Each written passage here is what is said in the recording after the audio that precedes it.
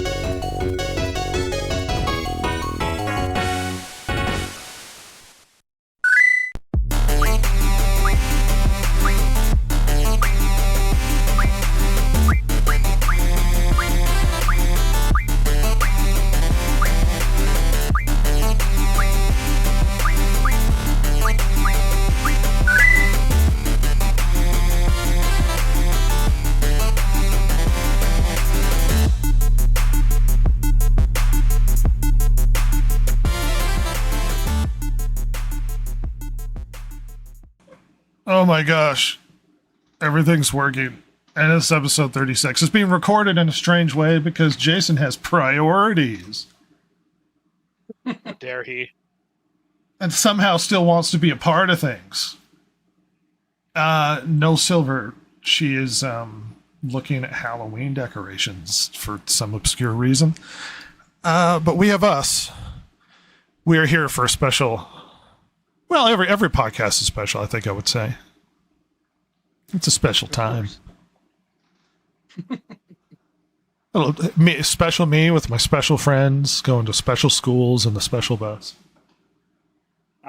Special times. Hey, Jason, you remember when you rear-ended the short bus? Yes, it was. I love that story now. Out of pure hate and rage. I loved the story at the time. At the time, it was like it totaled my car, so it wasn't a very happy experience. Now I sit there and laugh whenever I tell it. As I recall, there weren't students in the bus; it was empty, but it was a short bus. There were students in there. There were students in the bus, yes. And you wedged it underneath the back of it. Yep. Oh. I'm sure that was a good experience for them. Hopefully, it wasn't too loud, or you know. Oh. I don't know where we're going with the beginning of this podcast. It's episode 36, I guess. We're here to do the Strike the Gamers podcast. Hello, everybody. Hello. I'm in a Mr. Rogers state of mind for some reason. Tying on your shoes. Yeah, putting on the sweater. I remember we used to get all of those like internet like lore rumors of like Mr. Rogers served in the Marine Corps and was a sniper and the sweater was covering up his tattoos, and it's like none of that's true. None of that's It's true. all a lie. He was just a nice man. Captain Kangaroo did serve in the military. I think he was in the Navy. I believe so. I believe that is correct. But no, Mr. Rogers was not. Coincidentally, though, his sweaters were hand knit by his mother, and he was protective of them. It's kind of adorable. Yeah, they're his sweaters. He was genuinely just awkward, cute white dude who just had very comfortable sensibilities and cared about the kids. At any rate, apparently, I played Captain Kangaroo, served in the Marines, but the Marines are Navy-ish. Don't tell them that. Yeah, they're Navy adjacent. Navy adjacent. If I remember right, they were part of the Navy at one point and kind of split off into their own branch. But... Oh, they still are, is the thing. Yeah. That's why they are poor, always.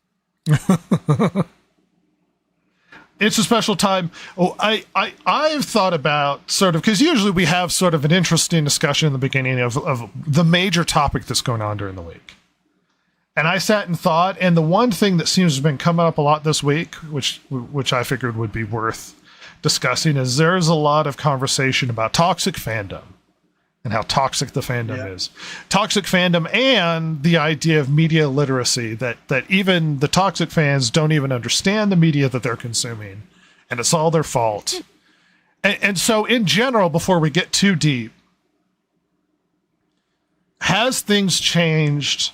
Has fandom suddenly become much more toxic, and it made it a lot harder for these companies to make products? No. Uh, I don't think that at all.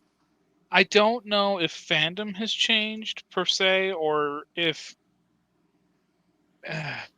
I think the gaming industry has changed, and people have been noticing long enough now to be tired of it. I think is more accurate. Well, and then it comes down to how you define it, because it's like, oh, toxic fans. I think something has changed, especially in the recent a year or two, because people who are unhappy with whatever media that they're consuming are much more vocal and much more willing to speak out against it and not want to consume it. And if you want to label that as toxic fandom, I think there is a much more active consumer base when it comes to media. That they're like, this is crap and I don't like it, and I'm not going to consume it. Right. And they can be labeled, I suppose, in the toxic fandom category. But I think there has been a shift. But I don't know that necessarily the fans have shifted what they like. They're Well, no, but they're more vocal. What they like, and they're more vocal about their disappointment. Sure, but it seems that the gaming industry has moved away from their fan base, and the fan base are lashing out at that. I think the gaming community, I think the game developers, movies, and this isn't just directed to, this is pop culture in general. I would agree that they are moving in a more politicized direction, but this has been going on for 15, 20 years. I think this is overnight. A pushback. No. I think it hit a crescendo 8-ish years ago, maybe a bit less. Yeah, I would say. Yeah. I mean, I could say this too. Like, I was thinking about this today. I was staring off into space. As you do. As one does. You know, there's an aspect of this that there's a little bit of tribalism, I think. Kind of a, well, this is my side sort of a thing, depending on where you're at and who you're talking to. I think from the game developer's point of view, there's been an aspect of this for a while, and I think this has to do with the rise of kind of independent content creators. Obviously, mostly through YouTube, but like, because you know what? 12 years ago, 14 years ago, probably 12 years ago, I remember there were some very critical, quite popular YouTubers, specifically in the video game space, that were always talking about things mostly dealing with consumer rights, with the anti-consumerist ways, like the video games were going. You know, this is at the beginning of the like season pass era. Like, this is when all that stuff was starting. Not DLC. DLC had been around for a little while then, but like really frivolous, overpriced crap that was coming around. Where anyone? Yeah, well, yeah. I mean, that was the beginning. That was like, and God, if only we could go back to those days. $1.25. Haha. But where they were just trying to nickel and dime you and just trying to monetize every aspect of the game, where they were adding it into games. I mean, Dead Space 3 is a really good example of that, where they were adding monetization schemes into a game that never needed them. But those YouTubers have now, I think they're kind of on the other side of things in a sense. A big one I'm thinking of, and I'm not calling out, I mean, not that we matter, we're just a little speck, but Jimquisition was the one I remember from that era. Angry Joe's another one. Going after, he was very anti-corporate greed sort of thing, as I recall. Yes, absolutely. And now, unfortunately, again, this is specifically in the gaming aspect of things. All those horrible, greedy things, they're just kind of around now.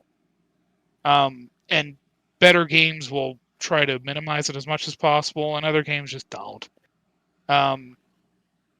And now we're at a point where it's kind of more of a infecting the narrative, like the stories and narratives of these games. I mean, as we've seen over the last couple episodes, even the look of these games, whether it comes to character models or like the design. I mean, you've seen this even in like animation too, where like that Cal Arts look has just invaded everything in animation. Well, now in video games, everything's got, I mean, the purple magic, or the breast, mastectomy scars for some reason. Like, just bizarre choices that are clearly made for very specific reasons that the developers wanted, that the audience doesn't care about or want. But now it's because now that it's against, the other side per se, it's not okay. Now that's toxic. It's transitioned from consumer rights to sort of a culture war battlefield. But I would like to re-steer this. You had very good points, but I would like to re-steer this back to the toxic gamer aspect, because the toxic gamer conversation has hit somewhat of a crescendo in the last week or two. Obviously attached to a lot of the drama that happened around Ubisoft and Concord and Dustborn and Joker 2 and any form of media that came out that was universally panned and disliked and then crashed on itself. And that there's nothing but just virulent fan base that's unwilling to treat media content in a fair way. It's either an amazing piece of media or it's complete trash, and that there's no nuance in between. Despite the fact that those defending these forms of media seem to weigh in their own culture war side, as opposed to the toxic fan base. But there is any more aggressive effort to push against these things.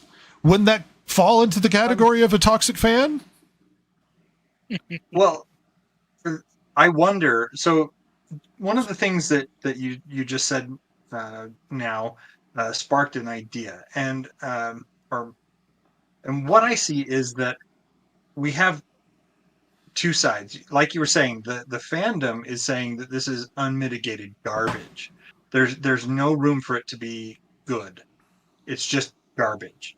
But by that same token, the people that are pushing it out, to them, it's the epitome of art and culture.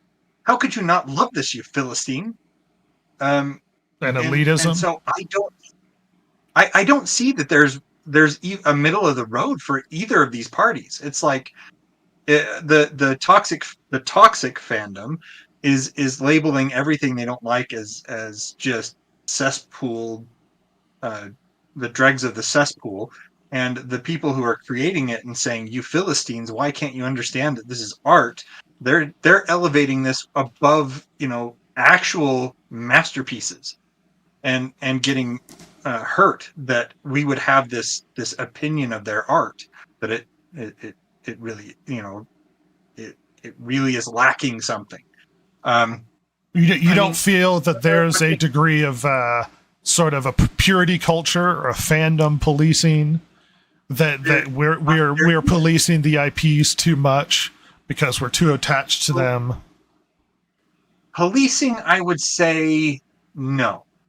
I mean, we had Rings of Power recently. A lot of your specific anger was directed at Rings of Power specifically because of the inaccurate canonical stuff. Wouldn't that be an issue of policing on your part? But the thing is that I'm not actually stopping them from doing it. I would say that I'm criticizing, sure, but I'm not actually policing. I'm saying, look, you have something here in front of you. You bought the rights to this. Why are you not using it? Why are you not actually taking this information that you have, this IP that you have? but you have a platform that a lot of people watch, and in the platform that you use, you're able to express your opinions and help diminish the effort, the long hours, the hundreds, if not thousands, of people that work on these projects, and you speaking out against them is hateful. Can't you just be positive because they're creating something? No, fuck that. And here's why. That's art. Okay. That's been art forever. I mean, how many times do you hear about artists who were not appreciated in their time and then they die and then suddenly they're brilliant geniuses? I mean, that's just part of creating something. Anything. Whether it's art or whether it's... I mean, God, you can go online to like Reddit and find subreddits about making decks in people's backyards. And everyone will have something to say. There'll be positive comments like, hey, man, yeah, it looks pretty good. They may even be positive with a little bit of, I would have done it more like this, but it looks good, safe, whatever. And then you'll have people that'll go like, oh, my God, what trash. I mean, it's just, that's making anything. And I don't know.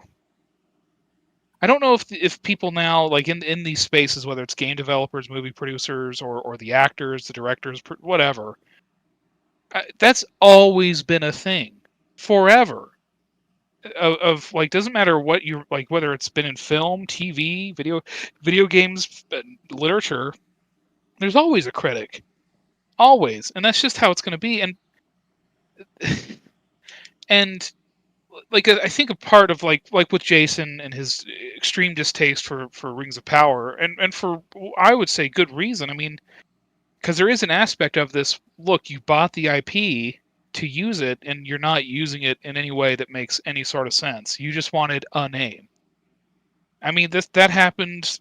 That's happened before. A really famous instance in filmmaking is a Bonfire of the Vanities, where rather than cast it for the story of the book that they wanted to tell, they cast it to try and get, they cast Bruce Willis in it to get this audience, or Tom Hanks to get this other audience. Like, it's been a thing forever. And people had a lot to say about that movie. It notoriously flopped and ate a big one because it didn't work. Just like Rings of Power doesn't work. Just like Megalopolis didn't work. Just like Joker 2 doesn't work. Now, you can have it be as artsy and fartsy as you want. You can have good reasons for why you did things, even interesting reasons.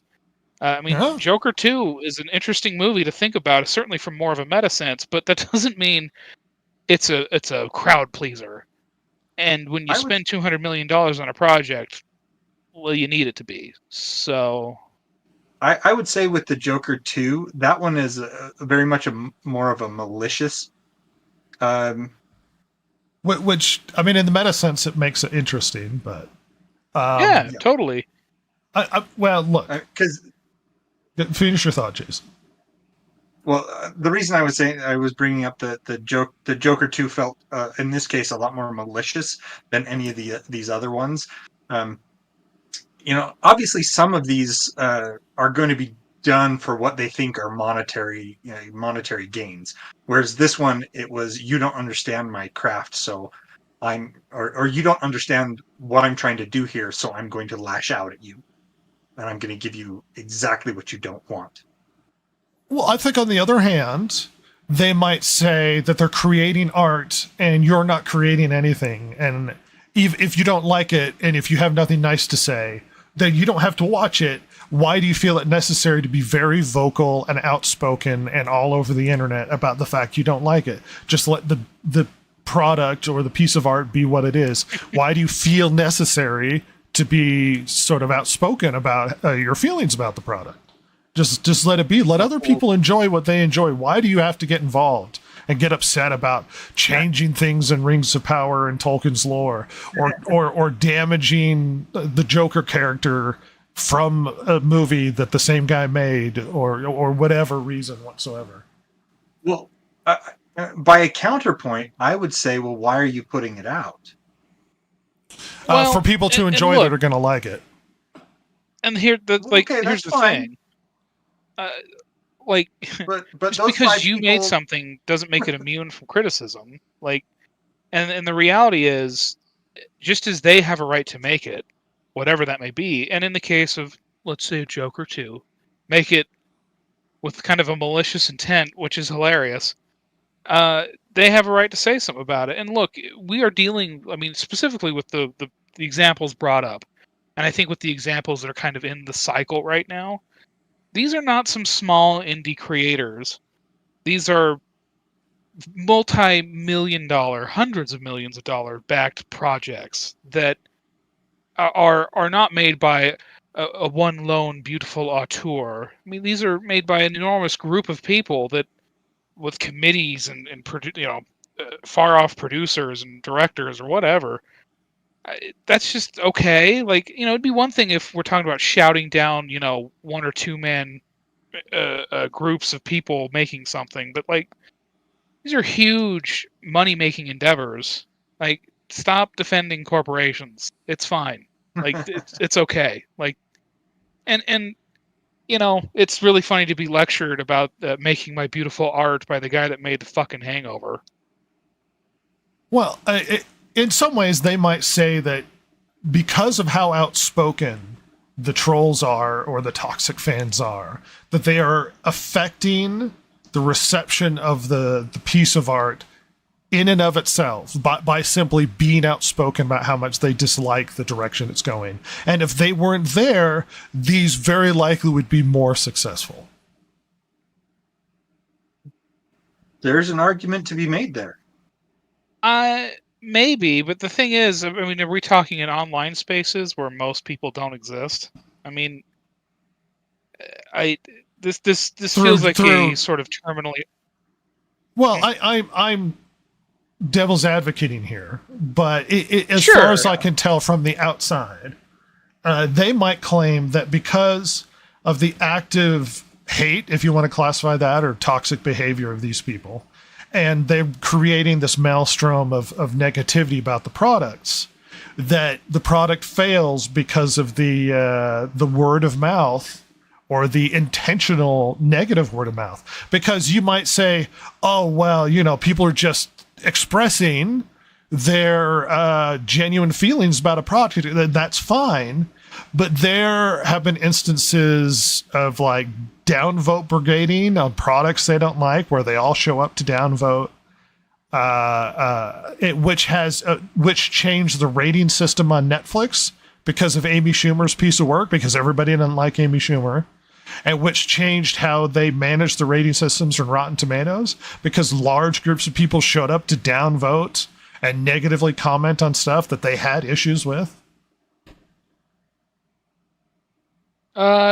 I would say that is the last vestiges of the put upon consumer, the low man on the totem pole in society, letting their voice be heard. I would say is what that is. That is the only way they can, is to A, not buy it, and to B, go put reviews on things. I mean, that's it. I mean, again, you were talking about multi-billion-dollar corporations that are making a product that turns out it sucks, or has, especially in the gaming space, has like really gross practices involved with it. Yeah. Yeah, screw them. Okay. Is the toxic behavior actually affecting the bottom line of these things? Would Suicide Squad be more successful if it wasn't for the mass amount of people coming out and being like, this looks bad, I don't like it? Would it have had more sales if it wasn't for the internet reaction? I think that, yes, it would have had more sales. Enough to change the success of the game?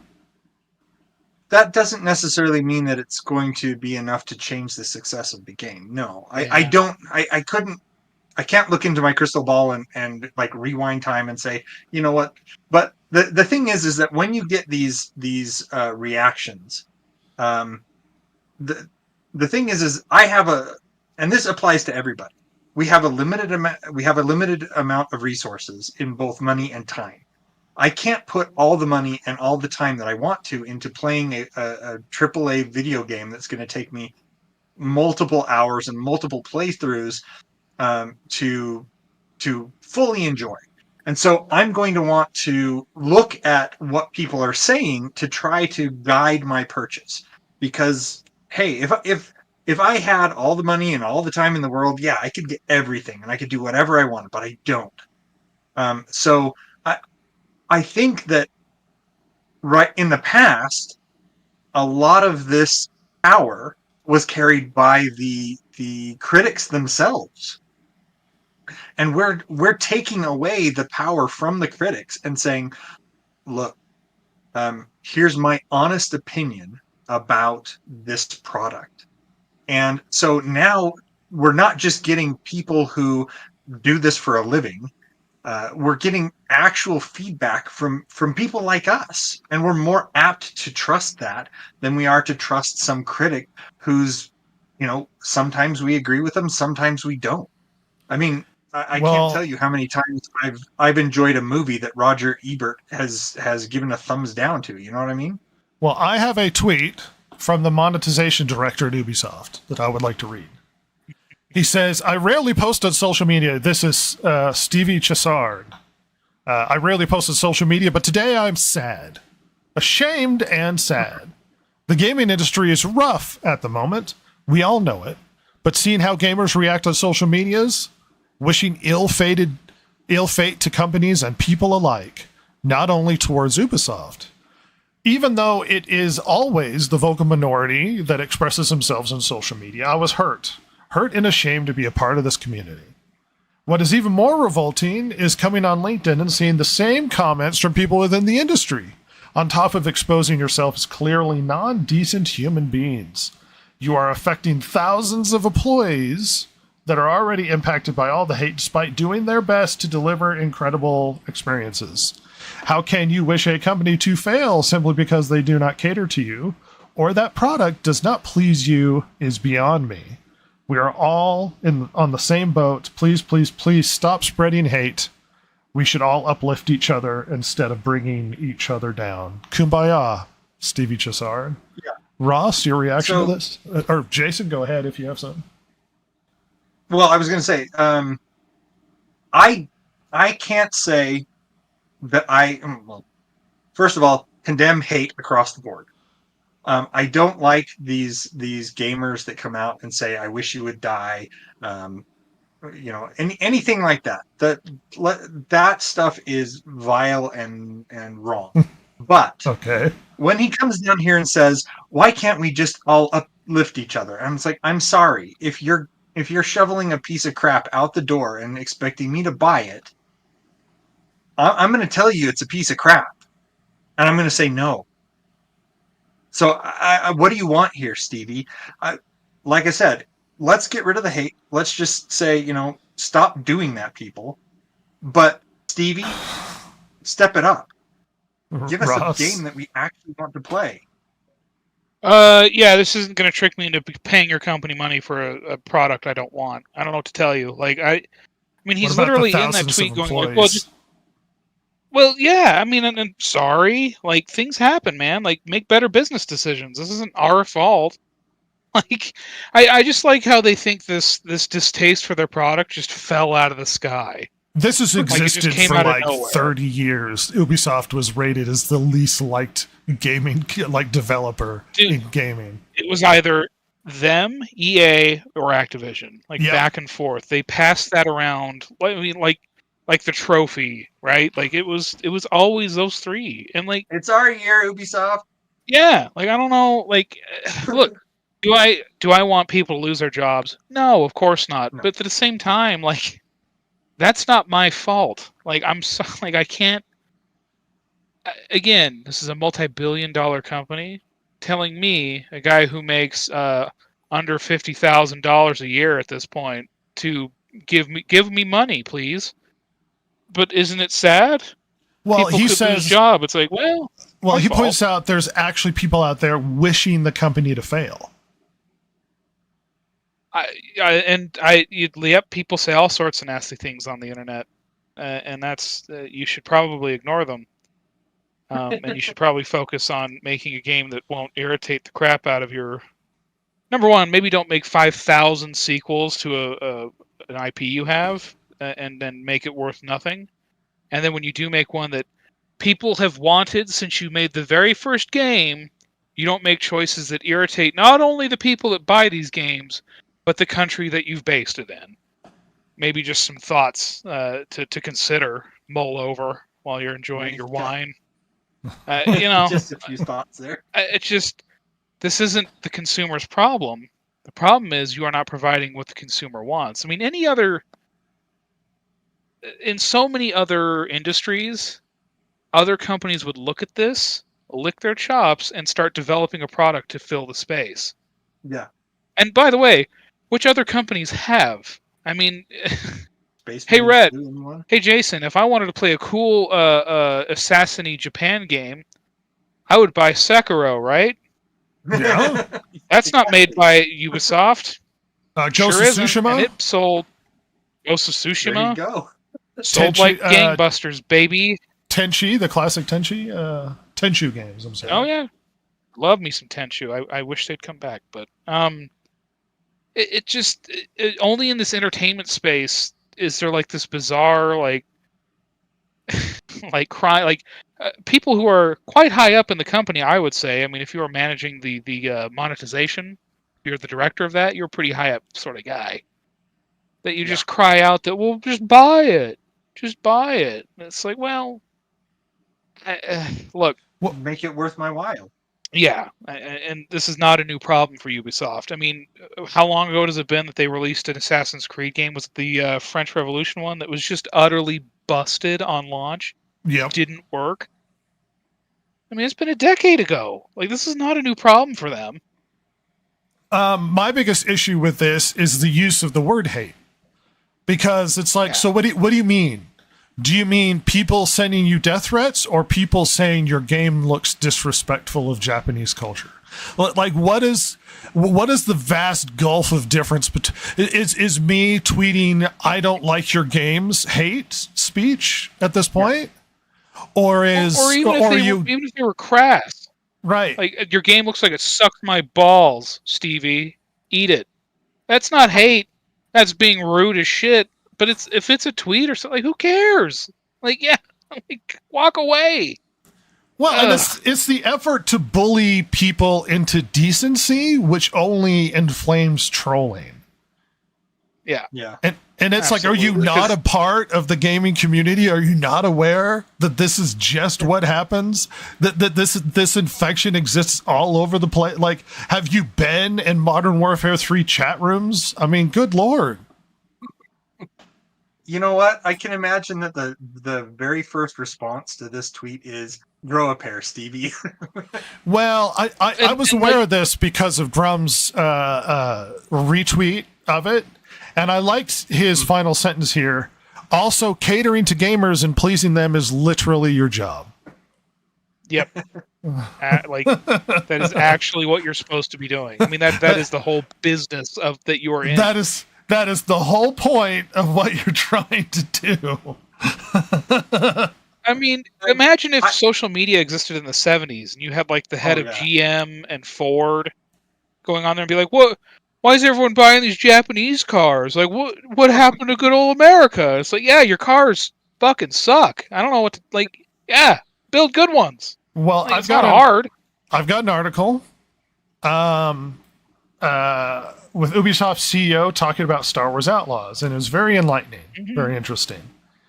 And apparently making solid games isn't enough for gamers anymore because they're expecting extraordinary experiences. To read a little bit. Can I just, before you get started, can I just say, is this coming from the company that they themselves labeled Star Wars Outlaw quadruple A? Yep. Did they maybe set themselves up for failure? Because, by the way, this is an example. I mean, people complained that the character was ugly. And I think because that the main character was, the playable character was female, that got made into like some political nonsense. When if they were male, they would be just as hideous. But like that game purely just looks like crap. Like, it looks like it plays horribly. There's no like, there's a black guy in it. There's no, like, you can't misconstrue anything other than The main character's ugly, but then you look at the gameplay, it wouldn't matter what the main character looked like. It looks horrible. Anyway, I'm sorry, Red. Go ahead. Well, I just wanted to interject as well and say that that they're usually the ones that are coming to us saying, you got to buy this new game. You got to buy it. It's going to change your life. It's not usually us that's hyping it up like that. They set the expectations themselves. Yeah. They release hype trailers and they set up expectations. They release trailers that give people unreasonable expectations to what action and experiences they're supposed to be expected. They set this up. To read really quickly, on the heels of the Assassin's Creed Shadow delay, which has made Ubisoft's 2024 noticeably lighter, Guillemot discusses plans for the future. Bear in mind, this last February, Guillemot described Assassin's Creed Mirage as a turning point for the studio's output, as it works to regularly put out good games again. In his words, the beginning of our turnaround to consistently creating and delivering high-quality, long-lasting games. Speaking on an investor conference call today, Guillemot reckoned that good just ain't good enough. In today's challenging market and with gamers expecting extraordinary experiences, delivering solid quality is no longer enough. We must strive for excellence in all aspects of our work. This will enable the biggest entry in the Assassin's Creed franchise to fully deliver on its ambition, notably to fulfilling the promise of our dual protagonist adventure with Naue and Yasuke, bringing two very different gameplay styles. I'm gonna bring up another article. Yeah, I've got it right here that can contrast this. City Skylines 2 publisher says that players have higher expectations today and are less accepting that games will be fixed over time. According to Paradox Interactive Deputy Chief Executive Officer Matthias Lilja, who spoke to Rock Paper Shotgun about the delay of Prison Architect 2, as well as the cancellation of Life by You, and the reception of City Skylines 2, talking about the former, Lilja says that there were quality issues, notably not the same kind of bucket of challenges that we had with Life by You. It is based on the fact that we, in all transparency, see the fans right now with the squeezed budget for games have higher expectations and are less accepting that you will fix things over time. What an interesting take. Well, and can I say, it's interesting because about 15, 14 years ago, PC gamers would complain that games were just ported over from console really terribly, no settings options, all that sort of thing. And it was true. It was a big problem. Well, now the PC gaming world, I mean, this sort of fixing things over time, that started in the PC world. Let's be real. That was PC gaming. Yeah. You know, the Steam Greenlight, early access, whatever you want to call it. And that has been run into the ground. Absolutely. There are certain exceptions I will make for that. I think a notable one is Kingdom Come Deliverance. You know, the game that launched versus the game that we have right now, they are different. And I would say it's better for it. But that is a small, brand new team. But when you're talking about like a company like Paradox, Ubisoft, EA, that don't fly anymore. They have the resources to launch a completed game. There's no excuses. And I think people are finally waking up to that. I would like to point out two contrasting points. Readdress one thing said here. In today's challenging market with gamers expecting extraordinary experiences, delivering solid quality is no longer enough. Saber Interactive CEO says that the middle market titles like Space Marine 2 are poised to take a comeback as AAA development becomes unsustainable. Oh, would you look at that? People are expecting way too much. They're expecting these massive gaming experiences, and just being a solid game is not good enough anymore. And we are apparently in the age, according to Saber Interactive, of the middle market titles taking over because AAA development and costs, one might add, are unsustainable. Space Marine 2 did gangbusters. Oh, yeah. Yeah. So what do you think about See, these contrasting perspectives of the market between these two individuals? So this to me highlights how out of touch these huge gaming companies are. Because Saber Interactive comes along, they deliver a solid game. Is it life transforming? Probably not. It's just a solid, fun game. And it sold like crazy, which to me says that the CEO of Ubisoft, who's saying we can't please gamers anymore. They want a life changing experience every time we push out a title. That right there says you have no idea what you're talking about. None whatsoever. Well, And we I have. think there's. Go ahead. Oh, go ahead. Sorry.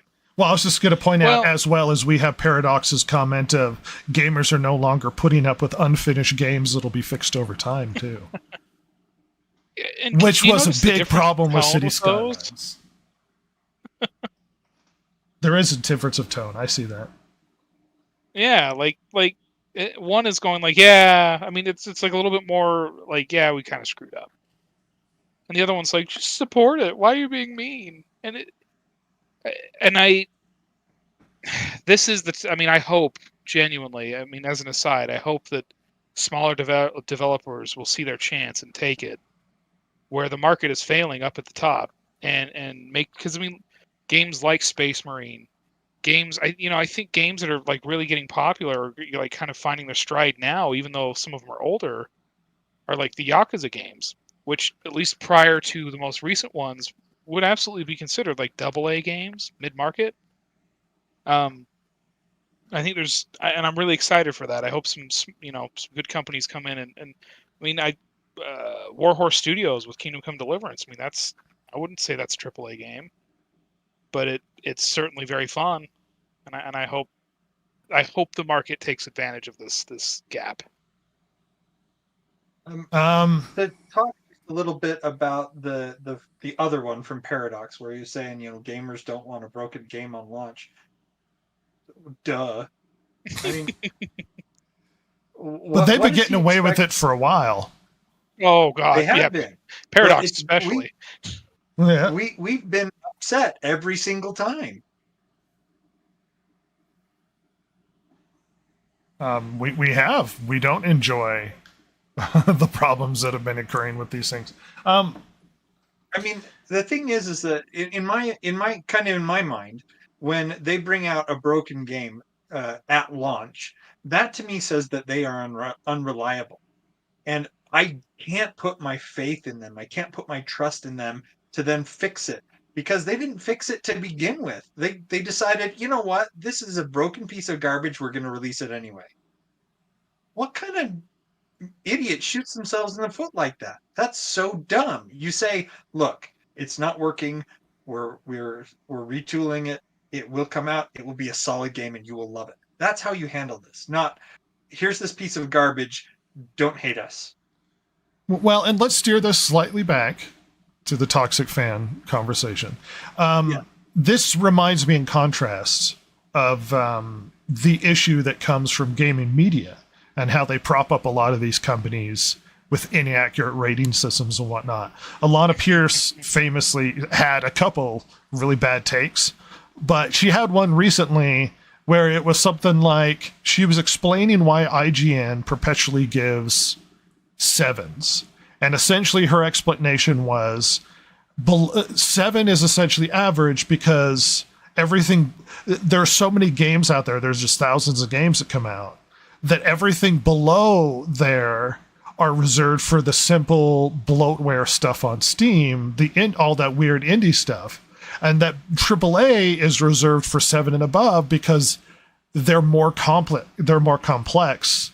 Therefore, those 7 pluses are reserved, which is a horrible way to look at it. One, you're demeaning indie developers. 2, you're implying that complexity immediately grants it higher scores. I'm sorry, Alana, but Tetris is not very complicated. No. And it's a very good game. Everybody loves the crap out of that game. And the one ra- of the most successful games ever. Yes, Yeah. and the rating system at IGN, your explanation makes no sense, and the rating system at IGN is confusing and poorly structured. Poorly structured in such a way that you can't give things lower than a 7 because 7 is seen as positive but average for them, even though that's not how 1 out of 10 works. Because you can't give Right. these big developers lower scores because then they won't give you access.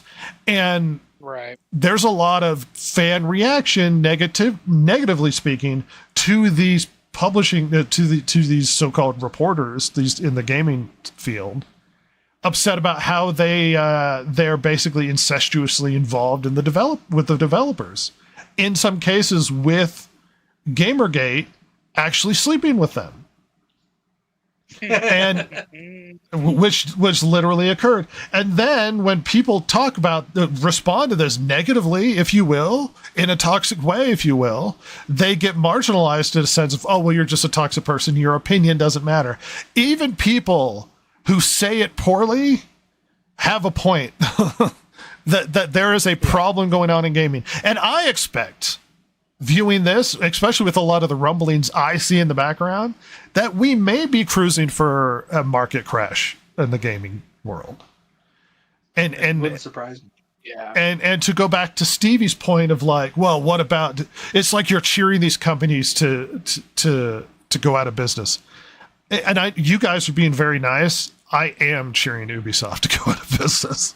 I could give a shit about Ubisoft. You know why? Because I am not a fan cheerleader for a multi-million-dollar company.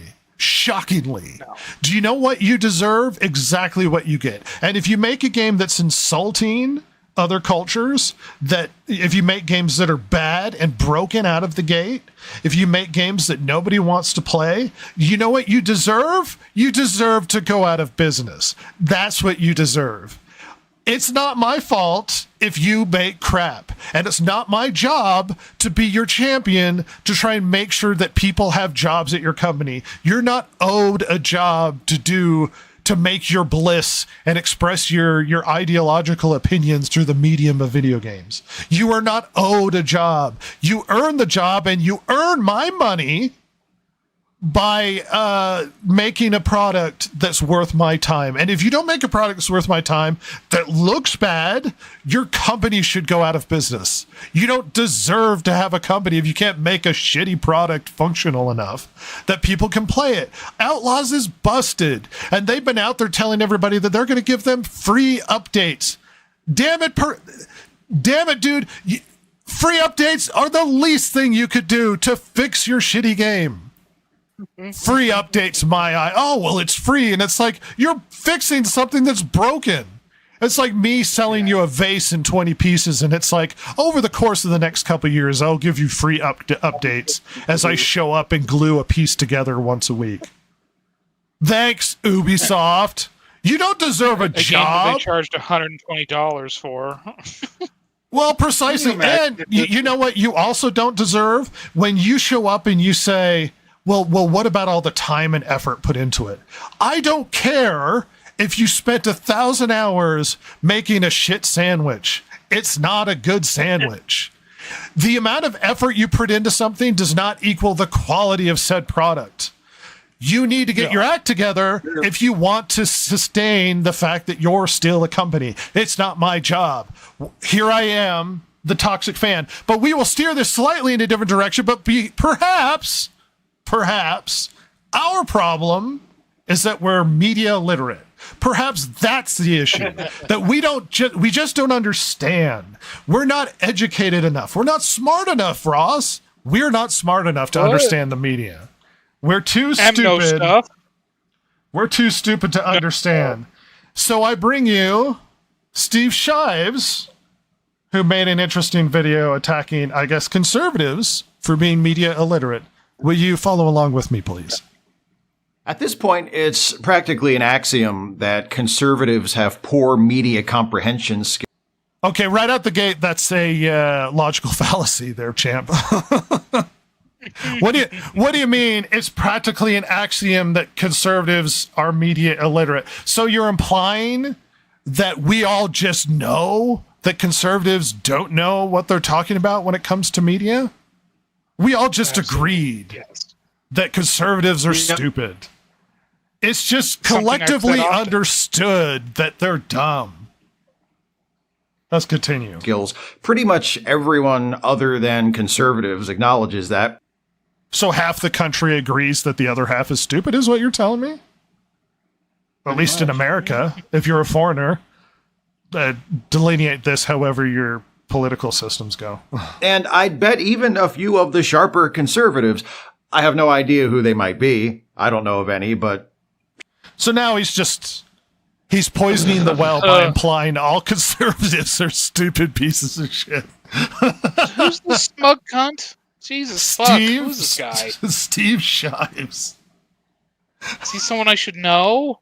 Well, No. he begins the discussion by, we all accept that conservatives are stupid, and we all accept that they don't know what they're talking about, right? These are all logical fallacies. You're implying that conservatives, being stupid, don't know anything about media and are media illiterate, but you're beginning with a logical fallacy, and logical fallacies, by their very nature, are illogical arguments that have no logical backing about how they are... how they're supported. In particular, this is partially a appeal to authority, where you're implying, well, everybody just accepts that they're stupid. So everybody. And it's like, I don't accept everybody's opinion. And if I don't accept everybody's opinion, then the argument falls apart. Because I don't accept your authority anyway. Let's move on. Surely there must be one or two out there are embarrassed by how dense most of their ideological brethren seem to be when it comes to understanding the books, TV shows, films, and music they... So it's just bigotry, as far as I can tell.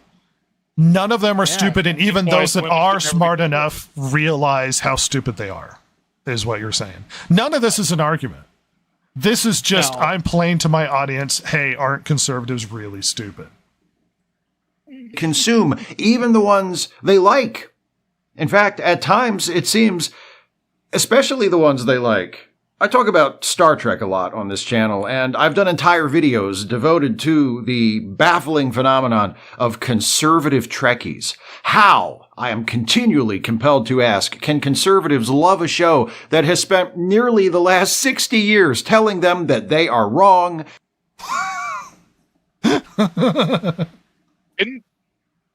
Didn't Star Trek have anti-communist stuff in it, even in the 80s? Yes. What is he talking about? Famously, Gene Roddenberry was a huge Ayn Rand fan. Yeah, I was gonna say, and by the way, and I'm not being not to be crass, but just because Gene Roddenberry liked to bang black ladies doesn't mean he was a liberal in the modern sense. Oh my god, yeah, he wasn't racist. Okay, that. Oh my god, what an asshole! This guy sucks. But the whole show is about how conservatives are wrong. Yeah, the whole show. All of Star Trek for the past 60 years is about how conservatives are wrong, Ross. Didn't you know that? I'd missed that somehow. I thought it was kind of a sci-fi show with some morality tales in it, of various varieties. Which also might imply your media illiteracy because you don't understand what they're trying to tell you. You're imposing your own ideology upon it, much like one might do if they were interpreting everything as anti-conservative, I suppose. Wait a minute. Is our greater problem? I seem like I'm causing Ross great pain. Is our greater problem here that we just don't understand the forms of media? And if we did understand, if we were smart enough or educated enough, we would like them more. Is it because we're stupid? Well, no. At least I'm not. I mean, not to be defensive, because I'm not. But, I mean, some of my favorite movies are by a guy named Michael Mann, whose movies are famously about, like, I know what those are about. I know what he's trying to say. It's about, professional men who don't have enough time for that around them. Time is a very big concept for them, for these films, for the protagonists of these films. Like, do these people think that knowing what the media is saying, like media is an entertainment media, it makes you smart? Like, that's not. Yes, that is what he's implying here. Because that's not hard, number one, and number two, it's to entertain. So even if you did get it wrong, if it entertained, I guess it did its job. So I don't understand. Well, and how incredibly Honestly, condescending and elitist this comes out to be, for him to sit there and be like, well, it's because you don't get it. And that's why you're so stupid, that you don't get it. And if you knew it better, you would understand it better. You are angry with Star Trek Discovery because of how left-wing it got, because you don't get that Star Trek has always been left-wing. Star Trek has always been about inclusivity and diversity and all of these other things. It's because you were too stupid to get it. You were too stupid to get that what the Joker 2 was trying to tell you. About how incels have attached themselves to this movie and have turned it into something it was never meant to be, and have elevated Arthur into a figure he wasn't supposed to be. And much like my the favorite audience one was that in the show, the audience watching at home misinterpreted the movie itself to the point where he had to make a movie to reinterpret and clarify what he was trying to do, to the point where he put the character that we understand on trial, bringing the previous characters back from the. I'm too stupid. I'm sorry. I don't understand what you don't understand, Chud. It was retarded the whole time. Like, it's because we don't get it, and we're media illiterate. No, that's the problem. I did get it, and it's not entertaining. I don't. You made a $200 million movie that's not fun in any way, or like actually thought provoking. The first one kind of was. Also, when you're talking about Star Trek, I mean, isn't William Shatner kind of conservative? Yeah. Like, am I crazy? I thought he was. And he's a huge cheerleader for Star Trek. Anyway, sorry. Well, no, you're fine. The thing that I see here is that he is misinterpreting Star Trek. Star Trek was never about pushing a political agenda. It was always about entertainment.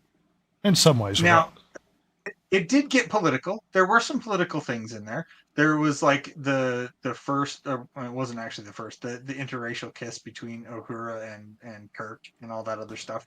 So they were pushing some things, but the show was like you said, it was always about exploration, about sci-fi, and with a little bit of morality thrown in there. So it was never about pushing this political agenda that he is pushing now, and that he is looking back at Star Trek with this lens and saying, this is what they've been doing all along, and you just don't get it. Well, it had multiple moments talking about things like acceptance and inclusivity. They pushed the boundaries of the understanding of what it means to be human with data. They had that episode with the binars, where I think, was it the binars, or there was another planet where the individuals were all born female. Well, they were all asexual, and one came out as female or something like that. Yeah. And it's like accepting the people the way that they are. But the problem is with that episode, it's not even a perfect trans allegory, because that individual was genetically woman. Not I am asexual and I think I'm a woman, or identify as a woman. The person was actually a woman. The original series where Kirk reads the Constitution to some aliens? Yes. I would say that's not very left-wing. We the people of the United States of America. That's a pretty conservative thing to do, and at least certainly in today's world. If you're looking at it from our viewpoint today, there's a lot of things in Star Trek. And do you know what I have the capacity to do? As a idiotic media literate individual, I have the capacity to watch things where sometimes the politics or the ideology that expressed I don't agree with, but I could still enjoy by going through the intellectual process of thinking about and understanding the arguments in a philosophical sense. I have that capacity. I don't have to agree with everything in Star Trek and then walk away going like, well, I'm left-wing now because the show is left-wing. This is how I... This maybe indicate a bigger problem that people, I mean, not to be political, but like, I've noticed in my time online and with people I've known personally, people on the left often have a really hard time dealing with anything that may not be left-wing, as far as their media or the personality. Being exposed to different opinions, yeah.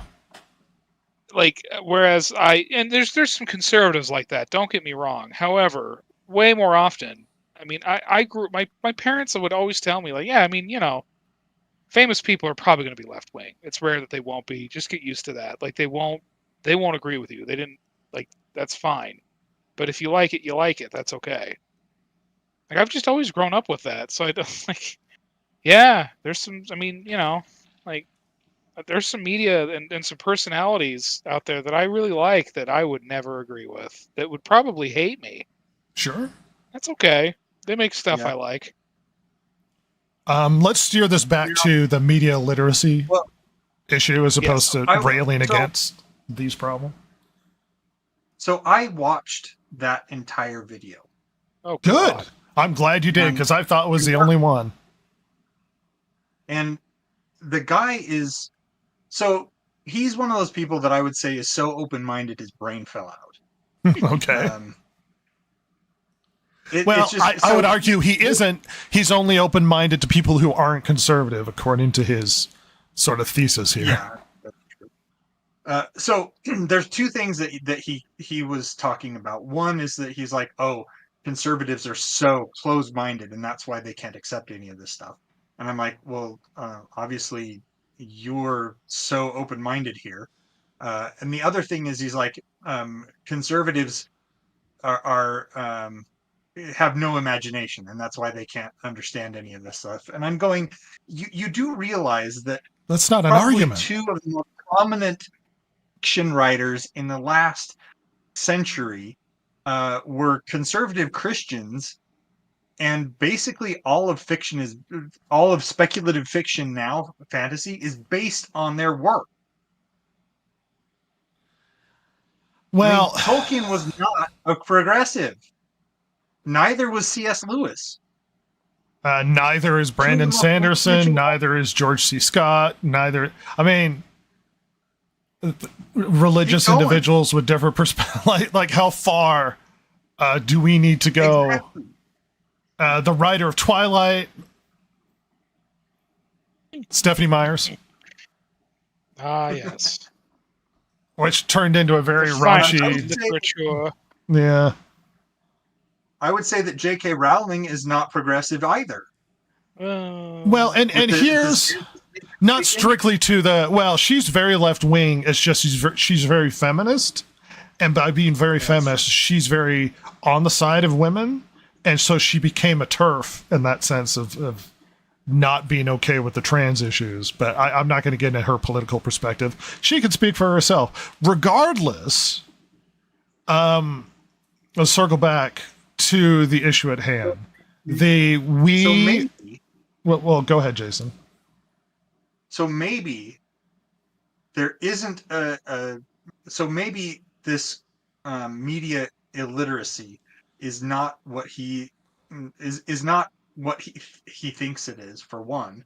And no, it's a condescending, poorly structured argument in order to attack people he disagrees with. Nothing he said makes any logical sense. All of it is simply attacking people who have different perspectives than him. But it's simply going, we all accept that conservatives are wrong, right? High five. And then going, they also don't have an imagination. These aren't arguments. These aren't arguments. You have to go, statistically, conservatives don't have imagination based upon this to support that, but there's no way you could support that argument. This is just, I hate people who disagree with my political perspective. And here's a shocking turn of events.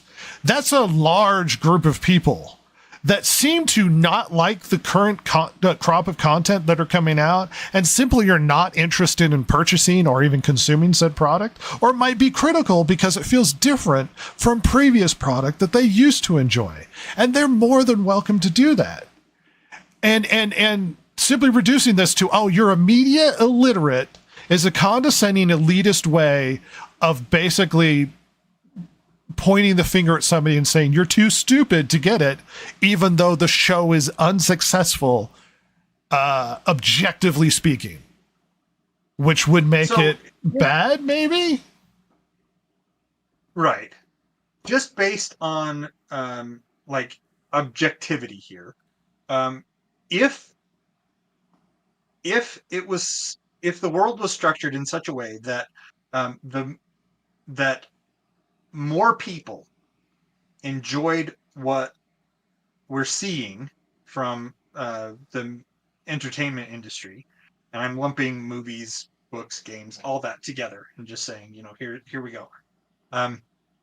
If the opinions of the consumers were in line with their ideology, we wouldn't even be having this conversation. They would just wave their hand at the minority and say, oh, we don't care. And they would just move on with their lives. But because the majority are the ones that are coming out and saying, this is garbage and we're not going to stand for it, I just don't get that this is media illiteracy. This to me is like mental retards trying to figure out why things are going wrong for them. And blaming the people who don't like it. Yeah.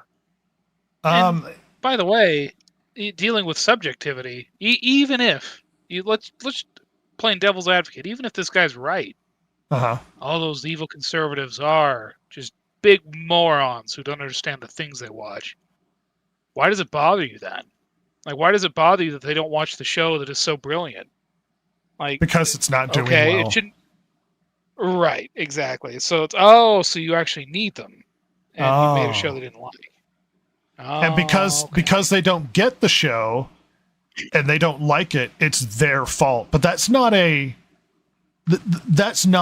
way to fix the issue. If your conclusion is correct that these people are just stupid, then maybe you need to dumb down or cater to the so-called conservative audience, because this wouldn't be a thing to bring up if it wasn't a large enough vocal majority that it's not only affecting community, but it's affecting the success of the product. Because Star Trek Discovery sucked balls and no one liked it. Like, no one was watching it. By every objective measure, it was unsuccessful through viewership, to the point where it was damaging Paramount's company as a whole, and they're looking to sell. If it was a success, it would be a whole different story. I mean, look, I have the capacity. A good example of it, BioShock. BioShock doesn't agree with my political perspective. No, me neither. And it's a good game, and I enjoy it. And guess what? I understood it. I understood the game. And I don't care if people think it's a good... why is it... Even if I didn't enjoy it, even if I didn't like if I liked the political perspective, the game would still be good.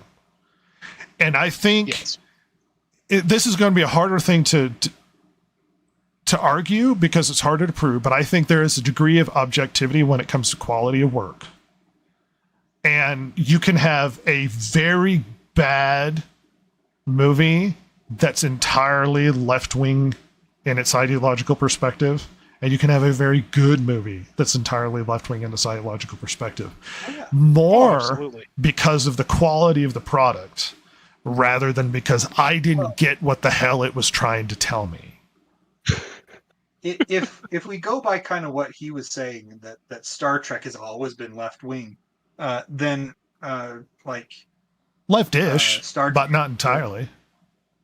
Right, but going by his diatribe, he was basically saying that all of conservatives are idiots because they like Star Trek, and Star Trek for the past 60 years has been telling us that we are wrong.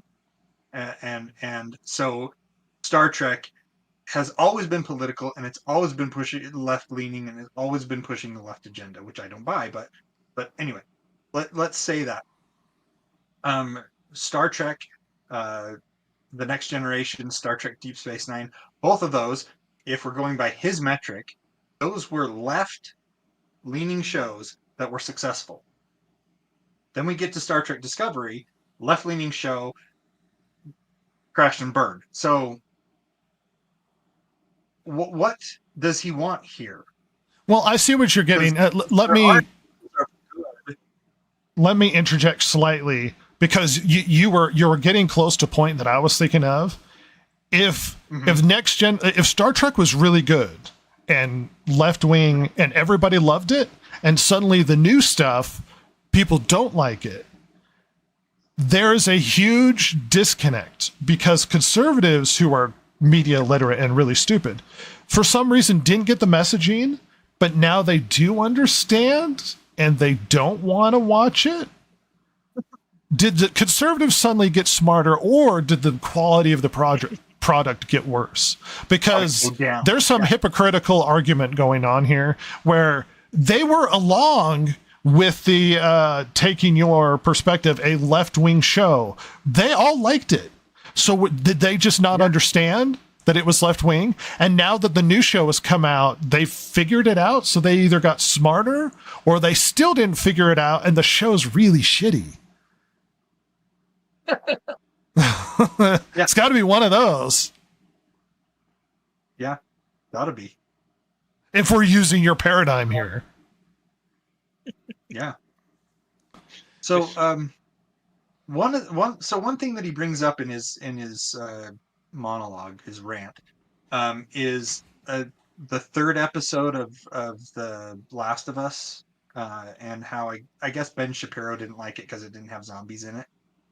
Ben Shapiro's allowed to dislike something for whatever reason. He was holding that up as an example of the media illiteracy. He's saying that conservatives don't get it. Now, what don't we get? Apparently, because it shifted focus away from the main characters to these two guys that were apparently in a relationship in this post-apocalyptic world and stuff, and apparently he had some sort of letter that explained how Joel was going to be in future episodes, where he was how did they say it? It's something like the big macho tough guys protect what they love, or something like that. Well, you're imposing your ideology on it like you think conservatives are. The biggest issue with that episode wasn't even the homosexual relationship. The biggest issue with that episode is it suddenly stopped the series and then had this whole side story about two men in a relationship. That's what really annoyed everybody, because they're like, I thought this was a zombie show. Right. Apparently, we didn't get it, and it was the most beautiful episode of the series. Right, because you're imposing your political perspective on it, and you're interpreting through your left-wing lens, and you're falling in love with it because this is how you interpret the world. I mean, that's fine. Look, you're allowed to like it for whatever, dumbass reason. You're allowed to like it. I would say, objectively speaking, that think about this. This is something you're told in creative writing. If you can remove something and it doesn't affect the story, then it probably doesn't need to be there. And that was what I was driving towards. Okay. What I wanted to know is, what would have happened to the show if you had removed that episode? As far as I can tell, absolutely nothing. Absolutely nothing would have happened to the show. And so it was a useless insert. I would argue, and this makes me out to be, I'm pointing the finger at him. I would argue he's very media illiterate, because everything every argument he makes seems to come from an ideological lean. he's not making objective arguments about the quality of the work. And that his counter arguments seem to be structured solely around the people that don't like it are bad people because conservative. This isn't an argument. This is I'm putting a flag in the sand over this. Once again, we've derailed away from, is the issue, Jason, that we're just not smart enough? We're not here to entirely dismantle this man's opinions, which are easy to do. Well, let's come to some conclusions here before we derail completely. The issue is, overall, there's a massive problem with the fact that people have an issue, that there is a toxic fan uprising, and that there's a lot of media illiteracy. So even when we don't like it, it's because we don't understand. Now address it from that angle, and we'll news dump real quick. From that perspective, what I would say is, if we are not getting what you are putting across, then it is not my job to catch your drift, if you will. It is Jason's a problem getting with hip on your us. communication. Yeah. It's a problem with your communication. If you're putting something out there and you want it interpreted in a certain way, then you need to go to whatever lengths and breadths you need to make sure that your message is not being lost in the fluff. Now, if I'm looking at it and I'm interpreting it, that's my prerogative. I can interpret it whatever way I want because you have put it out there. Well, if you have to come out with a pamphlet later that says you got it all wrong and it was this way the whole time, then there's something wrong with your communication, not with my communication. Well, the perfect example is the first Joker.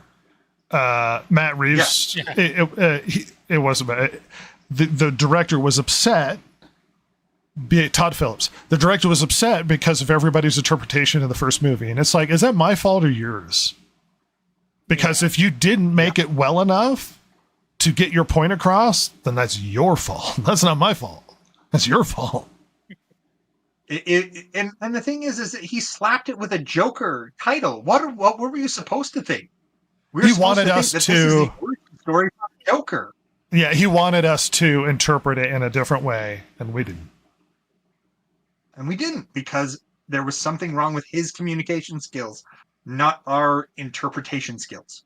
One would imply that is a error in his writing and his movie making, and perhaps not our ability to understand the form of media. Probably more so that. Yeah. Ross? Yeah, sometimes you have to, you need to make the media the product for the audience, not the media, the product you want to make. It's a reality of this business, and because it is a business. If you're talking, a small art film that you want to make, whatever. You can make it as snooty and up your own ass as you want. That's fine. You might even make something really cool. But when you're talking about these mass media corporation products, yep, maybe they didn't get it, and maybe that's a you problem, and you should have made it so they did get it because you're trying to make money at this point. Sorry. And I don't necessarily agree with the beginning. I don't think people are as media illiterate as people want to think. Maybe, but even if they were, then you've got to work around it if you're trying to make money. So, well, I suppose that's a really good point. Even if people are media illiterate, then maybe you need to readjust how you create the product so that those who aren't getting what you're telling them can interpret it. Because everybody shouldn't be required to have some sort of in-depth knowledge about movie making or video game creation or storytelling to be able to access your form of media. Some of the most successful movies, books, video games out there are successful because they're accessible, not because they're elitist and restrictive and inaccessible. if you will.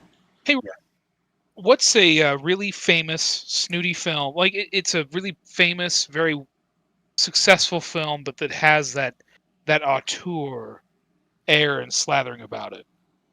Well, it's Godfather. Oh Yeah. And The Godfather. Do you know? Oh my gosh, it's Silver. Do you know where the like the Spanish Inquisition. But do you know where The Godfather came from? Do you know where oh no! It's me! Flee for your lives! It's Val! Okay, Ross, go ahead.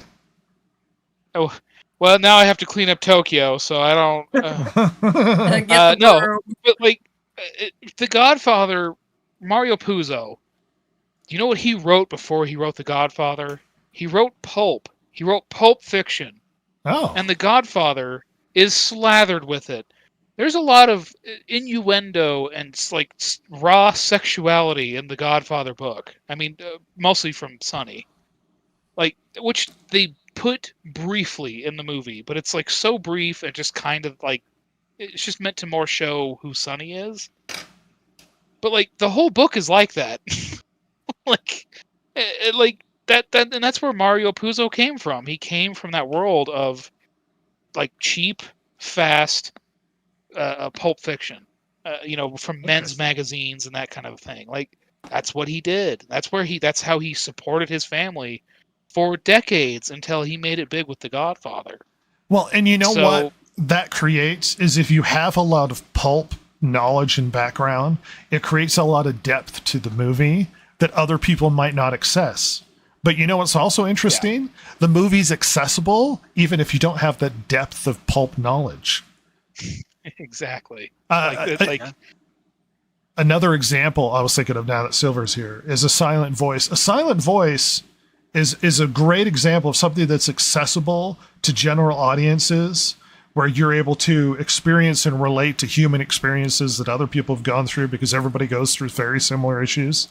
But the show has a lot of depth to it, that a lot of subtle sort of subtext in it that you may not understand, because guess what? I'm not Japanese, and there's a lot of Japanese subtext into character interactions and cultural things. Like there's a song that the character sings in the movie that actually every Japanese child will understand, that came from a variety show that they sing at elementary school, which I wouldn't get because I'm not Japanese, but there's a subtext and depth to it where if you have more knowledge, the thing opens up. That belies a great form of art because it tells you that it's accessible for an average audience, but it has more depth the more you think about it, and the more you access it, the more you view it, much like The Godfather would.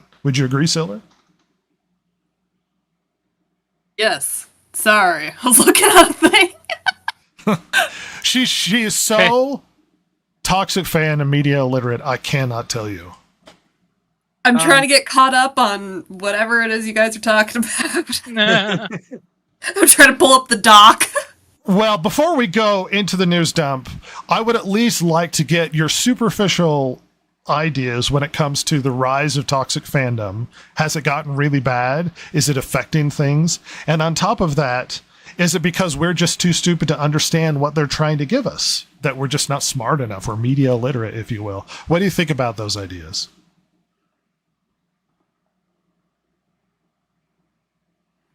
Silver. Oh, you're asking me first. Oh my gosh. Paying such good attention.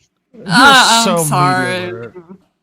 I gave you a background of your ideas of these concepts. Superficially, what do you think about the idea of toxic fans? Are they a problem? I think they greatly influence like video game makers, movie makers. They're trying to cater to make sure like everyone likes it, but no matter what, these people are gonna hate whatever you put out there. Mm-hmm.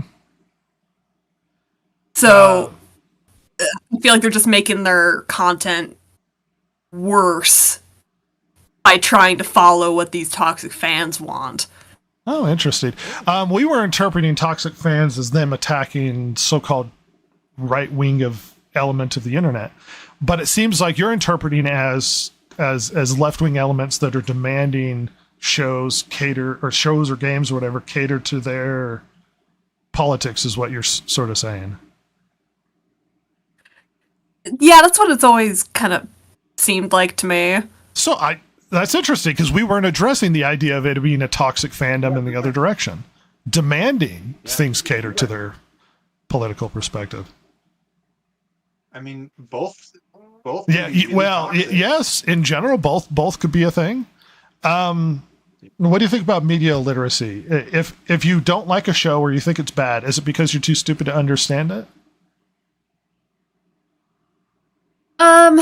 No, I think you could find things, and for instance, the Rings of Power. Even if you're not totally well versed in maybe the Lord of the Rings universe, I know for one, our uncle he doesn't know really anything about Lord of the Rings, and he was watching Rings of Power, and he's like, it was so boring.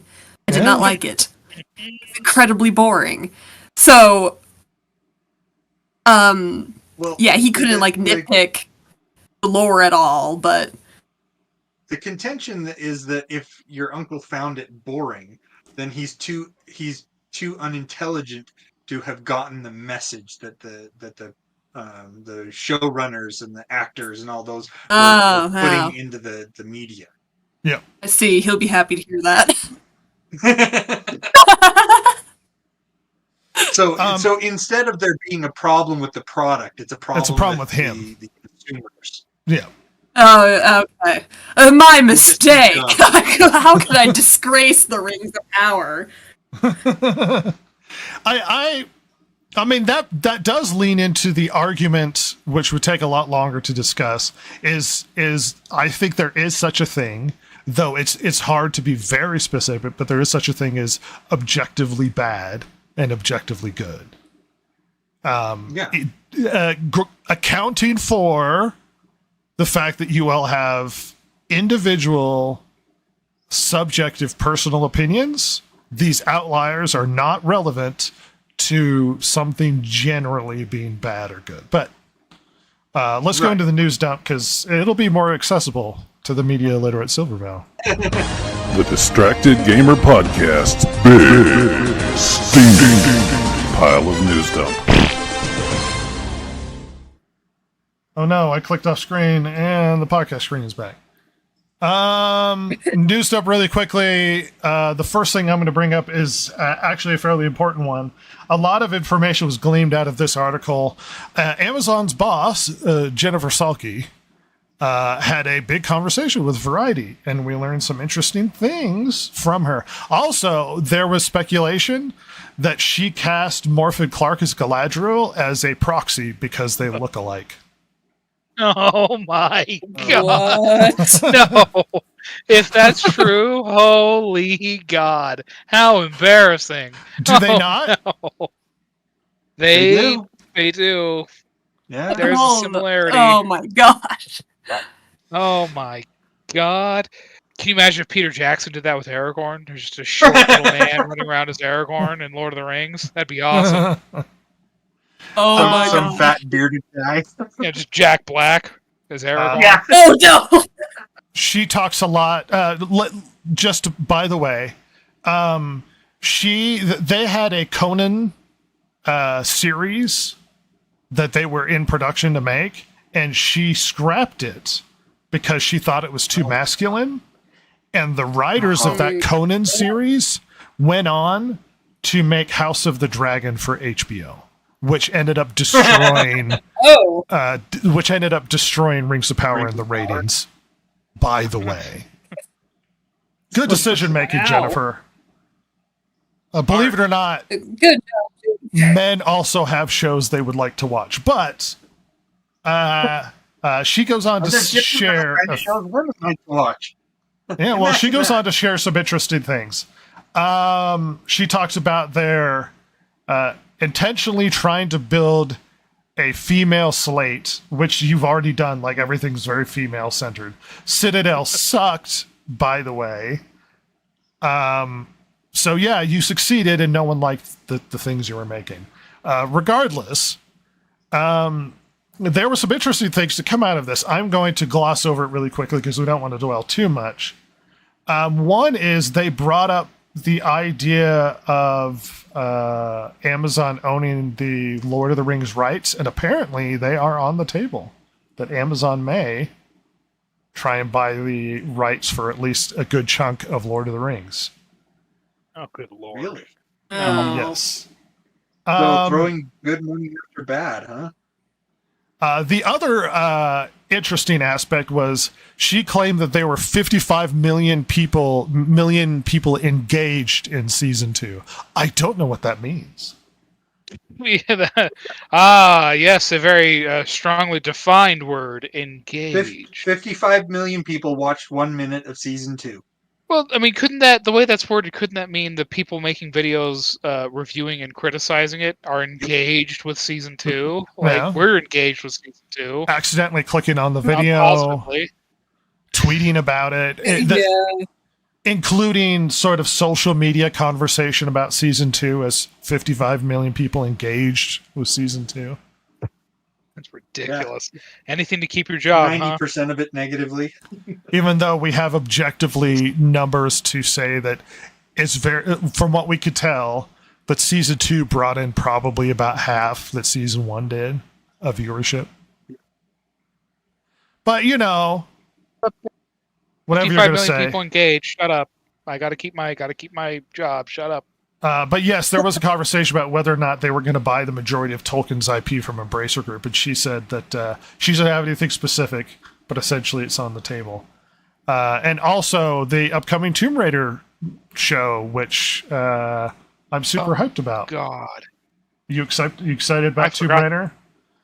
Everything I heard about it is it's going to be not very Tomb Raidery and awful, but isn't that made with the lady that was in the bad Indiana Jones film from last year? yeah, she's writing. Oh no! Phoebe Waller-Bridge. Oh. I think Phoebe Waller-Bridge's deal was like a $60 million deal or something like that. Oh dear. And Well, everybody hated her in Indiana Jones, and the movie just did terribly. But no, Great. put more money into her, watch your company fail. I'm a toxic fan. I'm okay with Amazon going out of business. Anyway. It's like, what about all the people that have jobs at Amazon? It's like they pee in jars. What do you want from me? Yeah. I'm going to look into the future here, and I'm going to predict the Tomb Raider show will flop. Well, because they'll cater it so exclusively to women that it'll exclude men, and we won't want to see it. Yeah. Funny enough. Ross, strange things happening in the Halo world. 343 Industries has renamed their company to like Halo Games or something like that. Yeah, that'll fix it. That'll handle it. That'll take care of all the problems, surely. Yeah, Halo Games or Halo Incorporated. I can't remember what the official name is. I think it's Halo Inc. I think that's what it's. I remember.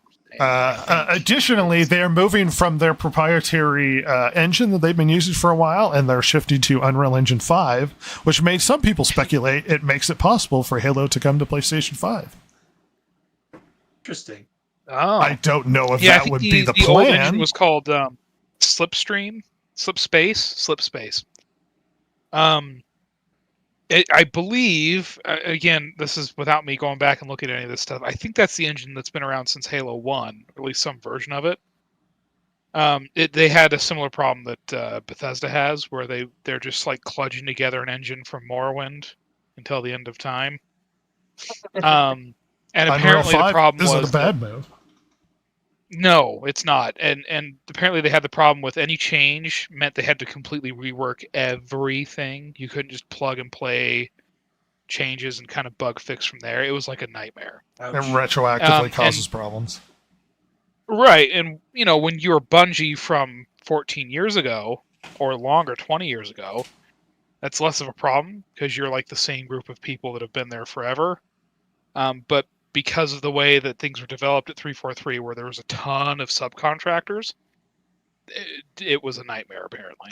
So Well, yeah, if one Um, person is working on one thing and you have to incorporate it into your game, and it's and nobody has very good experience with it comparatively. At any rate, apparently Halo 2 Infinite was in development because we found out it was in development because apparently it's also canceled. So we're not Oh no, getting anything but that. an Infinite 2. And in more positive notes, Silver, Star Wars has debuted its first transgender clone trooper. Oh, Oh, finally a clone trooper for me. Interesting. You mean somehow a deformed trooper made it through the process? No, 'Cause it they're is also a it is a male clone that identifies as a female and is using female coloring, the trans coloring on the armor.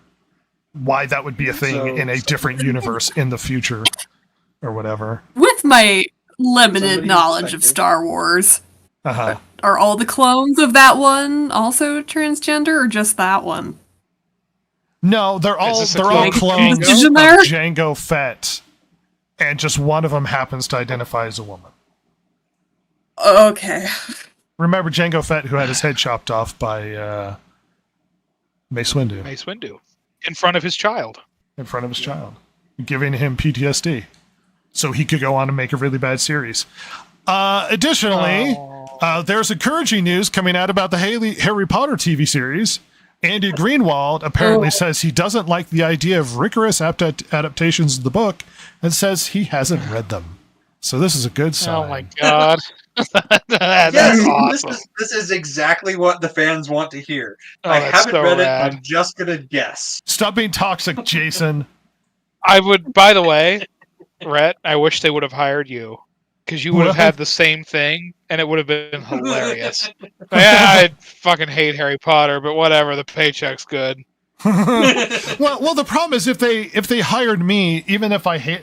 See, here's the problem. I wouldn't actively try and destroy it. I would probably No. do my best to follow it as someone who doesn't like it. Now, if it was another series that I actively hated, and then it's like, if you're going to pay me no matter what, and I have carte blanche, I would try and destroy some shows. Yeah, absolutely. Just Really, you would deliberately try and destroy them. Harry Potter, huh? Would you actually end up reading the books, you think?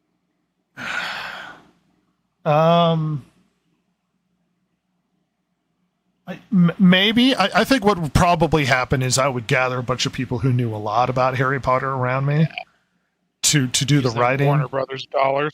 Yeah. The dollars.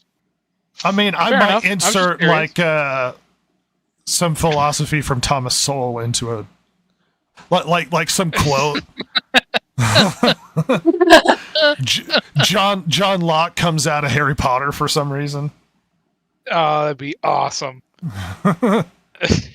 Someone It's figures like out. at the World Cup, you make sure there's American, like very obvious Americans there. There's a reference to the Wealth of Nations in one of the. Oh, what is this? What the hell? Oh.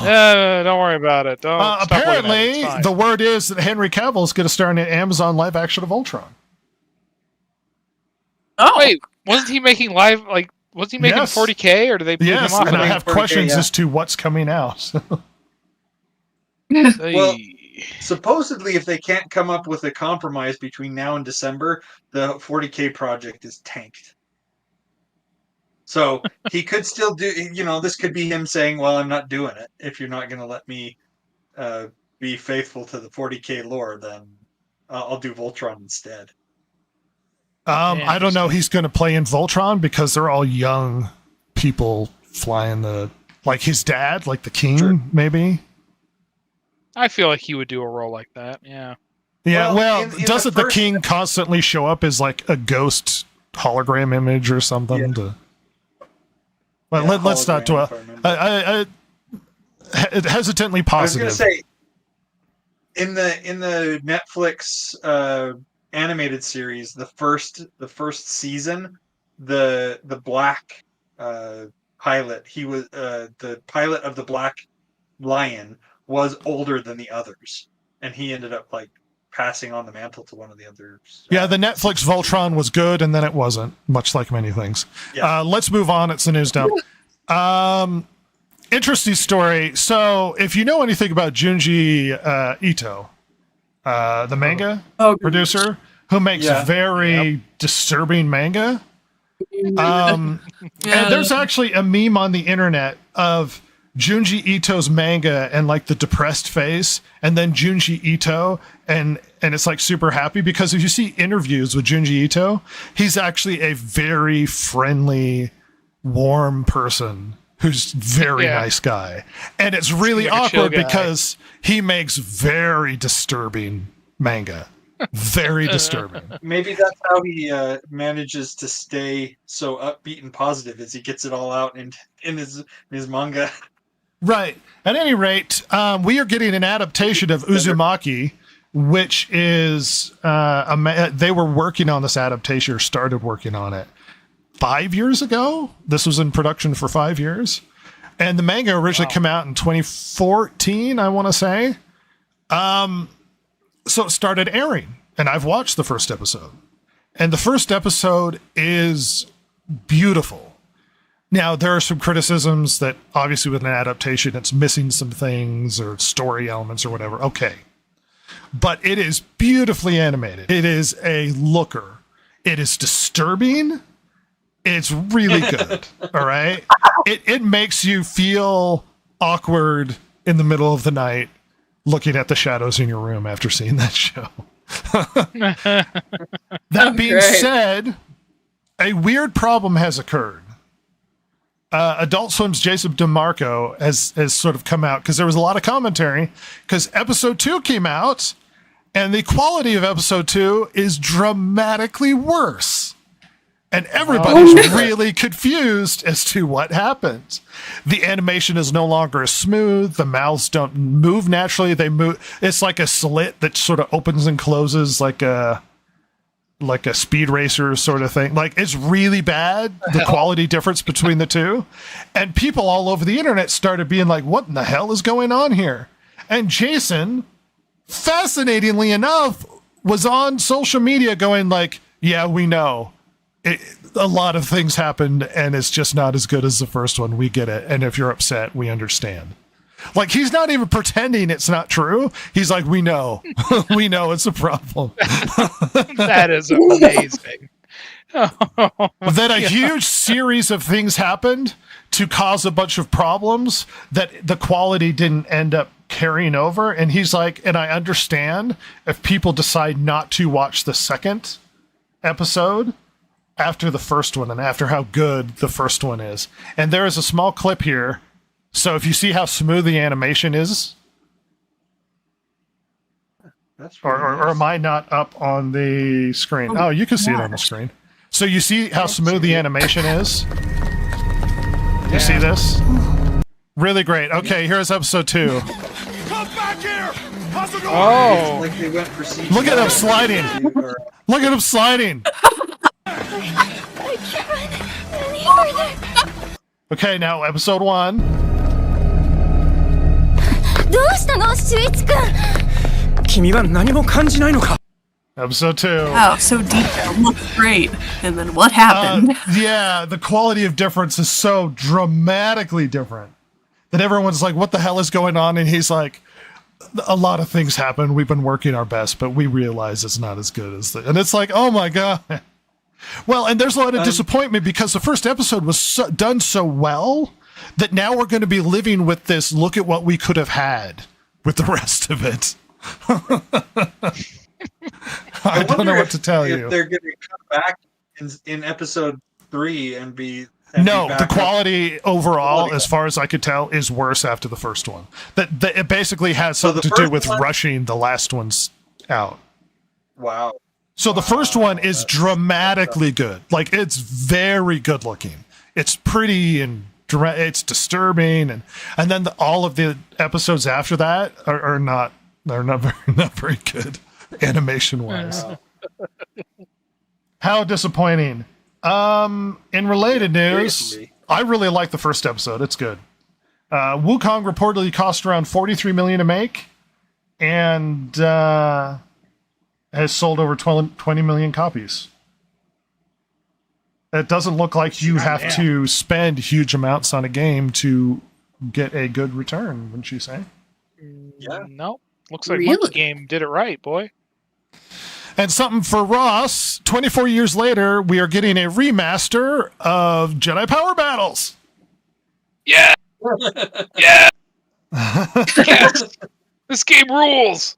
Please have Line Online co-op. Please, God. Apparently they will. And Yes! something that's interesting is they actually went and retroactively changed Mace Windu's lightsaber so it would be purple because it wasn't purple in the game. No, it wasn't. Yeah. That's And, hilarious. and it's a remaster, so it's updated in resolution and stuff, but they didn't actually redo the game.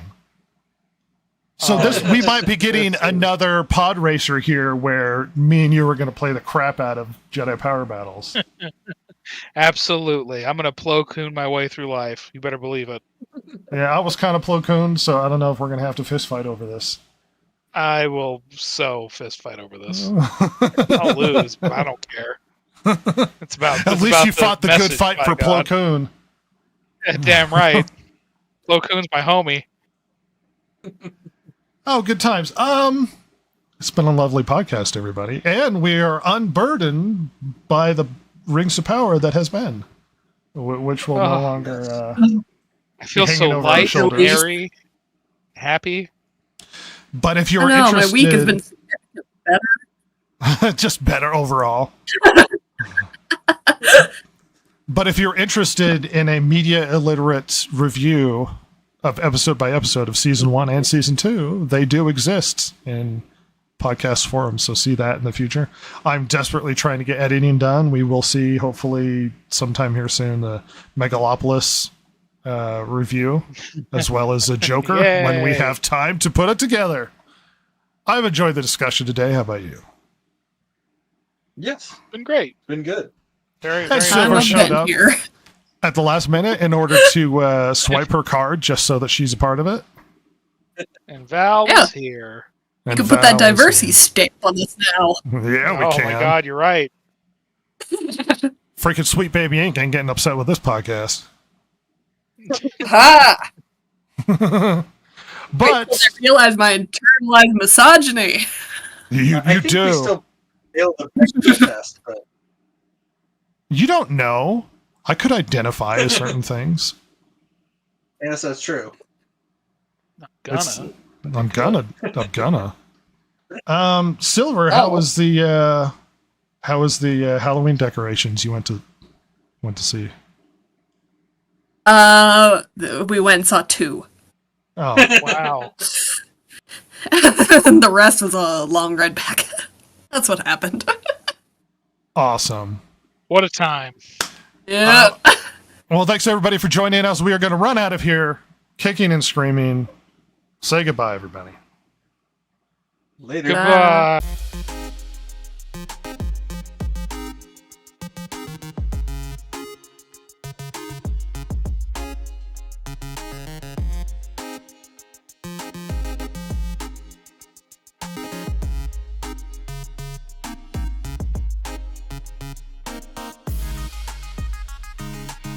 If you like the show, follow Rhett, Jason, Ross, and Silver, the world's most lethally stupid internet personalities, on Twitter at DG Podcast or on Instagram at Distracted Gamers. If you liked or hated what you heard here today, you can email them at thedistractedgamers@gmail.com and share your feelings. Not that Jason would care, since he hasn't any, of course. Oh my God, it's so juicy.